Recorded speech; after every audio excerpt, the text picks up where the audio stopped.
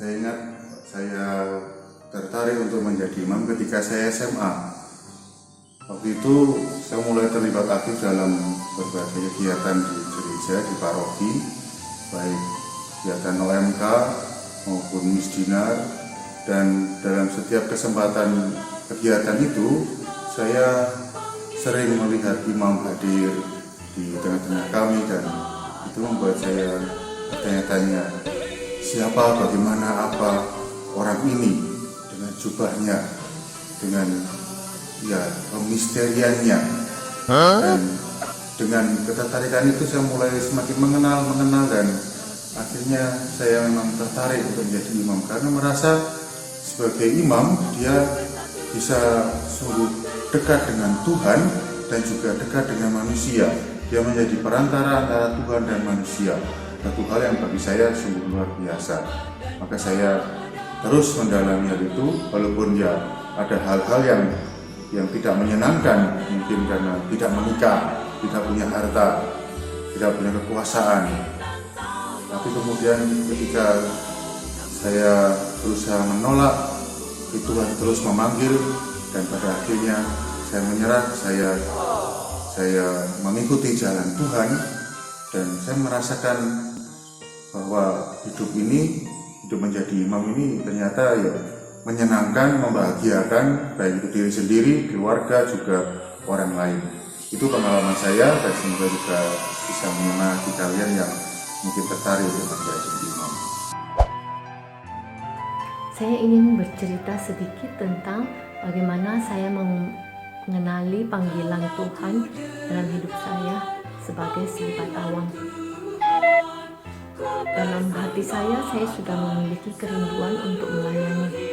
Saya ingin memberikan hidup saya bagi pelayanan gereja. Kemudian saya mendapat satu ayat dari Injil Matius pasal 19 ayat 21. Kata Yesus kepada orang muda itu, "Jikalau engkau ingin sempurna, pergilah, jualah segala milikmu dan berikanlah itu kepada orang-orang miskin. Maka engkau akan beroleh harta di surga. Kemudian datanglah kemari dan ikutlah aku." Saya merasakan dalam hati saya bahwa Tuhan ingin berbicara sesuatu hal yang khusus kepada saya melalui ayat ini. Kemudian saya berbicara dengan saudara-saudara di komunitas saya, dan saya menjalani tahapan discernment.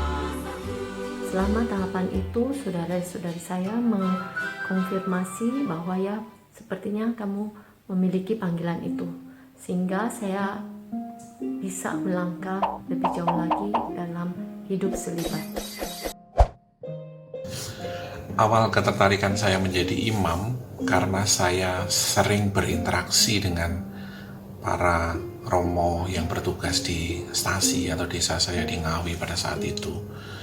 Yang saya lihat adalah para romo ini memiliki karakter kepribadian yang menarik, yaitu sosok yang punya perhatian pada banyak orang, kehadirannya dinanti-nantikan, ya, sosok yang bisa memimpin dengan doa-doa, lalu juga dengan berbagai nasihat. Dan ini sesuatu yang menarik bagi saya, sesuatu yang dinanti-nantikan oleh umat, terutama keluarga saya sendiri juga, dan saya sendiri tentunya. Itulah yang membuat saya merasa tertarik untuk kemudian ingin menjadi imam. Kalau ditanya, kenapa sih kok mau jadi suster? Sebenarnya pengalaman saya sangat sederhana kenapa saya memilih menjadi seorang suster. Saya tertarik untuk menjadi suster ketika saya kelas 4 SD. Saat itu, saya melihat seorang suster yang berkunjung ke stasi kami dengan berpakaian sangat rapi dan sangat mencintai anak-anak. Karena kebetulan juga hari Minggu sering ada kegiatan sekami di gereja, dan saya juga sering mengikuti sekami, sehingga saya melihat suster itu sangat senang, sukacita, gembira, menyayangi anak-anak, yang membuat saya semakin tertarik untuk menjadi seorang suster. Nah, ketika saya lulus SD, saya melanjutkan sekolah SMP, yaitu tinggal di asrama dan juga sekolah milik para suster YMY, sehingga saya sudah sedikit mengenal kehidupan para suster dan semakin membuat saya tertarik untuk menjadi seorang suster, dan pilihan saya jatuh pada kongregasi Suster-Suster Yesus Maria Yosef. Adik-adik dan kaum muda, semoga Anda semua juga mempunyai pengalaman menarik yang membuat Anda memilih untuk menjadi seorang suster. Kalau ditanya mengenai apa motivasi saya masuk biara, kalau motivasi awalnya ketika saya masih kecil, masih sekitar umur 6 tahun, itu saya ya seperti anak kecil lainnya itu kepingin untuk minum anggur, makan hosti, untuk tampil dan sebagainya. Itu yang memotivasi saya pada saat itu.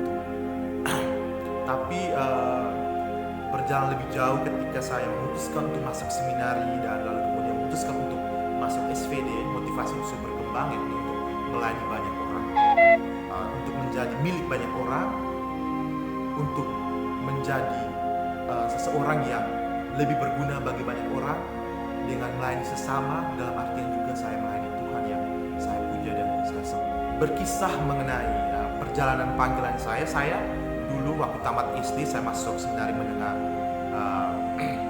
Santo Yohanes Bredemastoro dulu Matuloko, tapi hanya sampai kelas 3 SMP saja.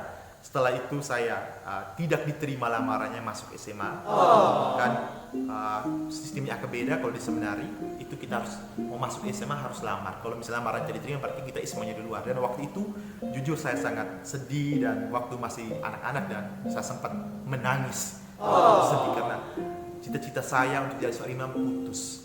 Tapi saya tidak patah semangat karena masih ada orang tua saya yang mendukung saya untuk tetap lanjut di SMA di luar, di SMA Suradikara, dan setelah itu melanjutkan lagi pendidikan di seminari KPA Santo Paulus Matuloko. Dan di sana juga dibina selama 10 bulan, lalu kemudian saya melamar ke SVD, masuk novisiat 2 tahun, setelah itu filsafat 4 tahun, dan sekarang sudah selesai filsafatnya dan siap untuk pergi tol.